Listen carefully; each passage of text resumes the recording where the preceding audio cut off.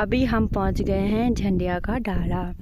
अभी ऐसे पखोड़ी वालों को पता होगा कि झंडिया का डाला कहाँ है, और पहुंचने वाले हैं दांगड़ी धार। तो आजकल लखोड़ी गांव में जंगल खुल रखा है ना, इसलिए सब लोग जा रहे हैं, पानी लेके, रस्सी लेके, सब लेने जा रहे हैं। और दांगड़ी धार से ऊपर नहीं जाना, जो जाएगा उस पर फाइन पड़ेगा। ओके, तो इससे ऊपर कोई नहीं जाएगा। वहाँ पे लक्ष्मण ने का खींच रखी है ऐसा, उससे ऊपर कोई जाएगा तो 500 कैश देना पड़ेगा।